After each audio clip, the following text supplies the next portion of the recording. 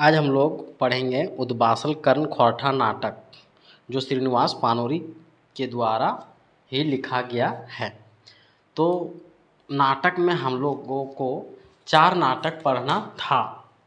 4 नाटक में जिसमें पहला नाटक था डह, जो सुकुमार के द्वारा लिखा गया था। डह नाटक में विवेक शेखर जो मुख्य पात्र हैं। उसके बाद अजगर नाटक जो है विश्वनाथ दसोंधी राज के द्वारा लिखा गया है। अजगर नाटक में जो मुख्य पात्र हैं मंगरा हैं। उसके बाद चाभी काठी और उद्वासल कर्ण जो एकांकी नाटक है वह श्रीनिवास पानोरी जी के द्वारा लिखा गया है। चाभी काठी में मुख्य पात्र जो हैं वह शंभु है और शंभु की माँ का नाम सुहागी है। और उद्वासल कर्ण में जो है कर्ण का मुख्य पात्र के रूप में उभर कर सामने आए हैं। तो अभी हम लोग देखेंगे उद्वासल कर्ण खौरठा नाटक जो है श्रीनिवास पानोरी के द्वारा लिखा गया है। तो लेखक परिचय। लेखक उद्वासल कर्ण का लेखक कौन है? लेखक है श्रीनिवास पानोरी। प्रकाशक यानी जो प्रकाशक जो हैं श्री नारायण महतो। उसके बाद प्रकाशन वर्ष यानी छपा कब? 2012 में। नाटक की प्रकृति क्या है? तो एकांकी है। उद्वासल कर्ण एकांकी है। और इससे पहले हम लोग चाभी काठी एकांकी 2 है नाटक है। एक चाभी काठी और एक होता है उद्वासल कर्ण, दोनों जो है एकांकी हैं। नाटक में अंक के गो हैं? अंक जो है 1 है और उसमें भी अंक जो है वह एकाक ही था। नाटकों में दृश्यों की संख्या, नाटक में दृश्यों की संख्या जो है 11 है। उद्वासल कर्ण में नाटक में दृश्यों की संख्या जो है वह 11 है और चाभी काठी में दृश्यों की संख्या जो है वह 20 था। इस नाटक यानी चाभी काठी नाटक में कर्ण के जन्म से लेकर युद्ध भूमि में वीर गति यानी मृत्यु प्राप्त करने तक की कहानी को कथांक का आधार बनाया गया है। उद्वासल कर्ण का कथासार दृश्य की संख्या जो है वह टोटल 11 है। तो 11 दृश्य का हम लोग शॉर्ट में हिंदी सारांश देखेंगे। उसके बाद स्मरणीय तथ्य, उसके बाद ऑब्जेक्टिव प्रश्न देखेंगे। तो पहला दृश्य, उद्वासल कर्ण का पहला दृश्य में क्या चर्चा हुआ हिंदी सारांश में? कुंवारी कुंती जो है वह कुंवारी है। कुंवारी का पुत्र हुआ है। वह परेशान है, क्या करे क्या ना करे, इस कलंक को कैसे छुपाए, कहाँ रखे। तभी आकाशवाणी से आवाज़ आती है, इसे फेंको नहीं, यह बालक बहुत ही यशस्वी, इसे गंगा में बहा दो। कुंती विलक्षण बालक को एक सोने के बक्से में डालकर गंगा में बहा देती है। यही जो है प्रथम दृश्य में था। दूसरा दृश्य में देखेंगे हम लोग। दूसरा दृश्य में जो है दुर्योधन के आश्रम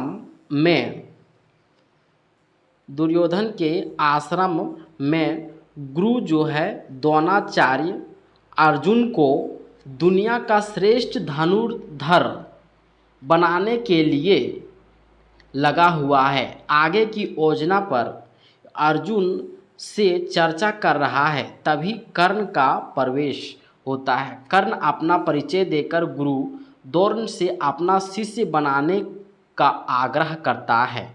कर्ण को अपना शिष्य बनाने से इनकार कर देता है कौन? गुरु द्रोणाचार्य। कर्ण को अपमानित कर आश्रम से निकाल दिया जाता है।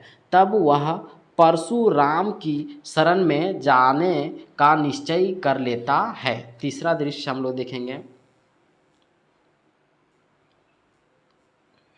अर्जुन और द्रोण जंगल में शिकार पर निकले हैं।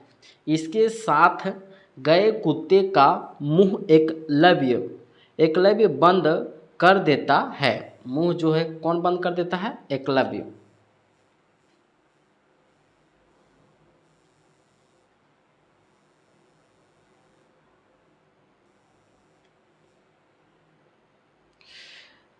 एकलव्य अपने धनुष से कुत्ते का मुंह जो है बंद कर देता है। द्रोण को तज्जुब होता है। द्रोण जो है गुरु है अर्जुन का। यह गुण किसके पास है? अर्जुन के श्रेष्ठ धनुर्धर बनने का मार्ग यह भी एक रोड़ा है। वह एकलव्य की कुटी में जाता है।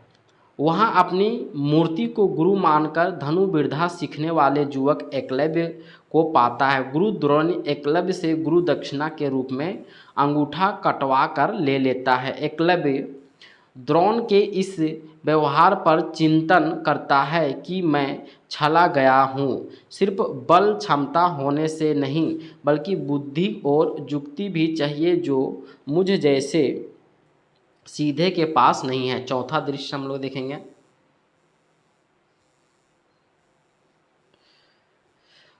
कुरुराज के मैदान क्षेत्र में धनुर्विद्या के प्रदर्शन का प्रतियोगिता का आयोजन होता है, जिसमें अर्जुन के साथ प्रतियोगिता के लिए कर्ण भाग लेना चाहता है, किंतु कृपाचार्य उसकी जाति वंश के आधार पर इस अवसर से अयोग्य घोषित कर देता है। कर्ण को यह बात बुरी लगती है। वह अपने जाति वीरों को बताकर भेदभाव पूर्ण इस परिपाटी के खिलाफ मुखर होकर बोलता है। कृपाचार्य फिर उसे कहता है, अगर अर्जुन से रण कौशल की प्रतियोगिता करनी हो तो पहले कहीं का राजा बनकर आओ। इस मौके को भांप कर दुर्योधन कर्ण के सम्मान में खड़ा होता है और उसे अंग देश का राजा घोषित करता है। भीम इस फैसले का विरोध करता है। पांचवा दृश्य। इस दृश्य में सोनी और मीरा नामक स्त्री पात्रों की कल्पना के द्वारा महाभारतकालीन राजवंश पुरुषों के चरित्र पर व्यंग किया है। सोनी और मीरा परशुराम के आश्रम में कर्ण जैसे सुंदर युवक के शिष्य के रूप में आगमन के बहाने संतनु के सत्यवती जैसी शूद्र कन्या से विवाह की बात को सामने लाया जाता है। इसका उद्देश्य यह है कि जहां कर्ण के सिर्फ शूद्र घर में पलने मात्र से जाति वंश जनित अपमान झेलना पड़ता है, वहीं संतनु जैसे प्रतापी क्षत्रिय केवट कन्या को पाने के लिए मर्यादाएं तोड़ देता है, तब जाति आड़े नहीं आती है, अर्थात समाज के दोहरे चरित्र को कटाक्ष किया है। छठा दृश्य में हम लोग देखेंगे।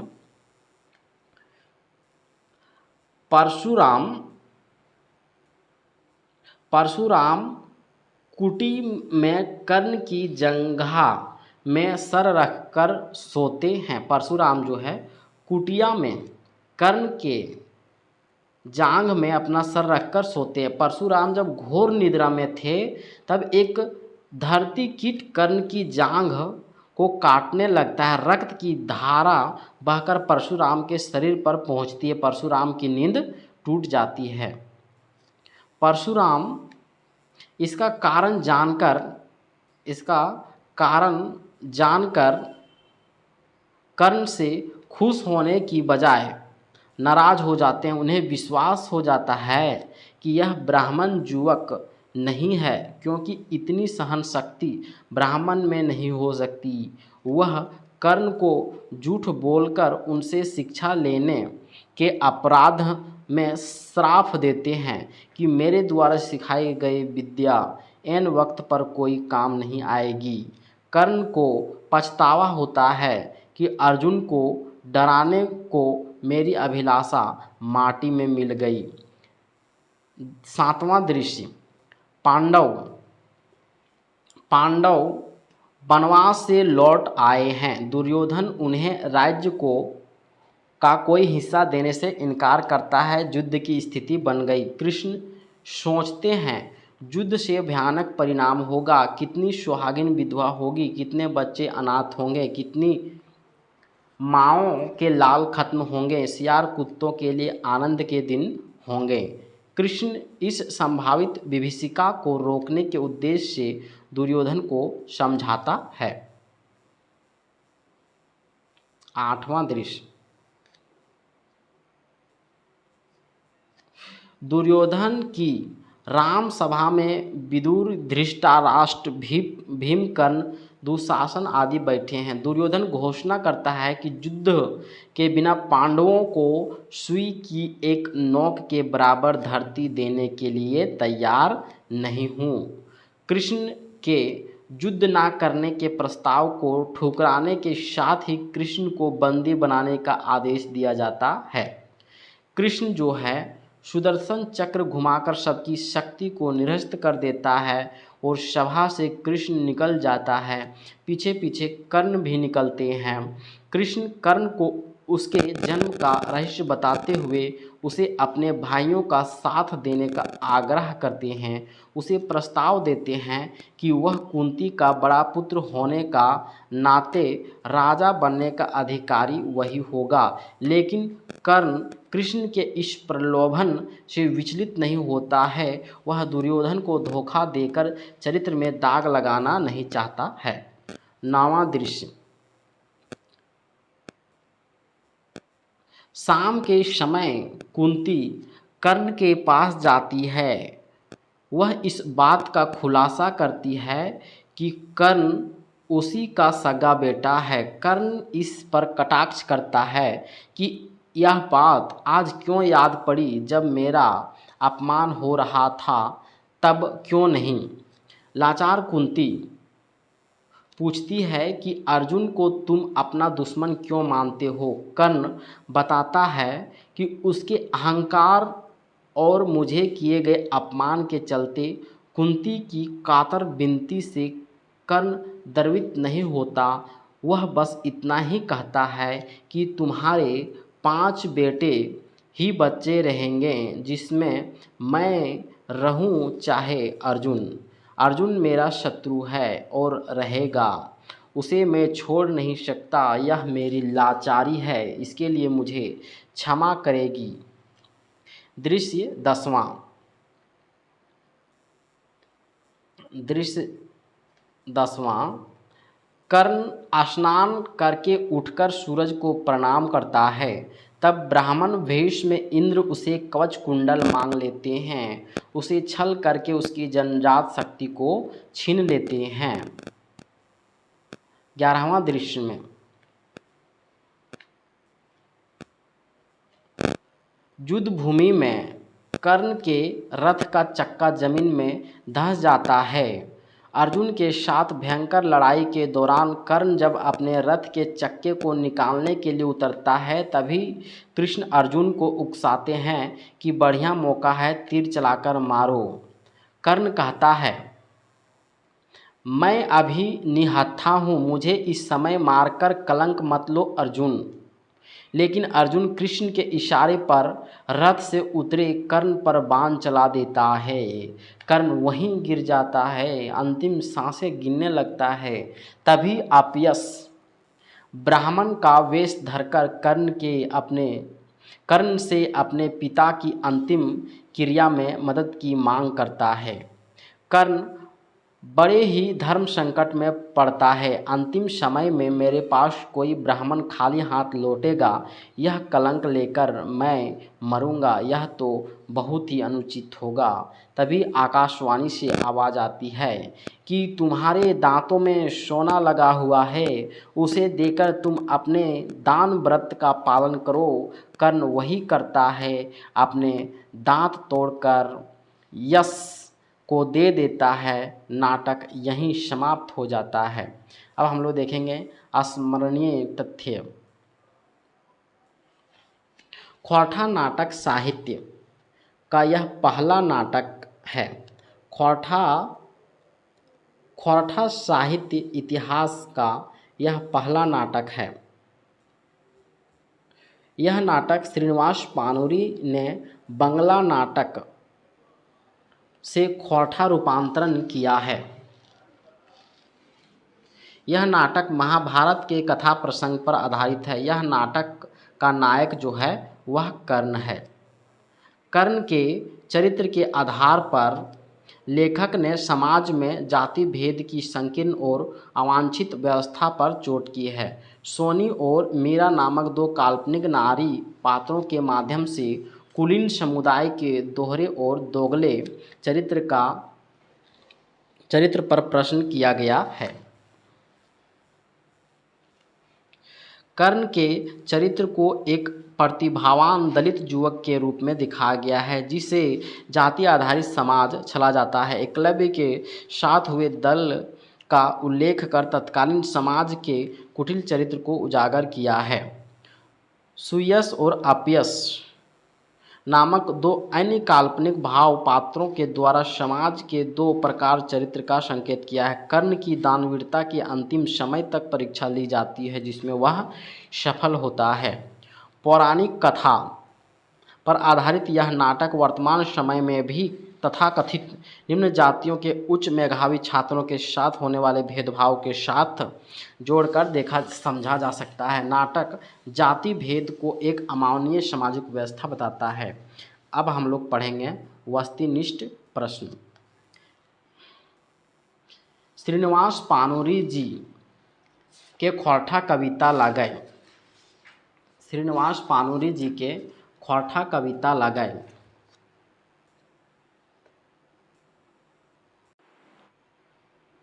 देखिए पहला क्वेश्चन जो थोड़ा असमंजस वाला है, श्रीनिवास पानूरी जी का पहला खोरठा कविता, तो इसमें हम लोग देखेंगे तो चारों जो है वह श्रीनिवास पानूरी के द्वारा ही लिखा गया है।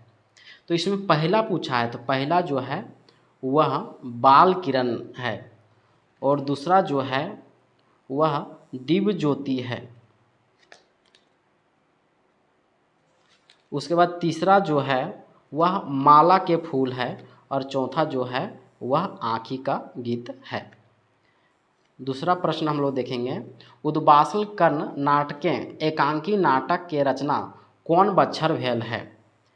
रचना जो है कौन बच्छर भेल है, तो 1963 में भेल है। उद्वासल के रचना जो है 1963 में भेल है। उद्वासल कर्ण के रचना जो है 1963 में भेल है। तीसरा प्रश्न हम लोग देखेंगे, उद्वासल कर्ण के पहिल बेर कहाँ मंचन करल गेल है, तो पहिल बेर जो मंचन करल गेल है बरवाडा धनबाद में। चौथा प्रश्न हम लोग देखेंगे, उद्वासल कर्ण नाटक ककर निर्देशन पहिल मंचन भेल है, मैंने किसके डायरेक्टर में पहली बार निर्देशन किया गया है, तो नारायण महतो के निर्देशन में। उद्वासल कर्ण नाटक में कर्ण के चरित्र कैसन देखल गेल है, कर्ण के चरित्र जो है वह जाति भेद के चलते संतवल छलल व्यगत रूपे। उद्वासल कर्ण में कौन कौन नवा पात्र के कल्पना करल गेल है, नव पात्र के कल्पना करल गेल है सोनी और मीरा। सुयश और अपयश कौन नाटक पात्र लगे, ये जो है उद्वासल कर्ण नाटक पात्र लगे। उद्वासल कर्ण नाटक में केगो दृश्य देखल गेल है, दृश्य जो है वह 11 गो दृश्य देखल गेल है। जबकि चाभी काठी नाटक में जो है चाभी काठी नाटक में जो है 20 गो दृश्य देखल गेल है।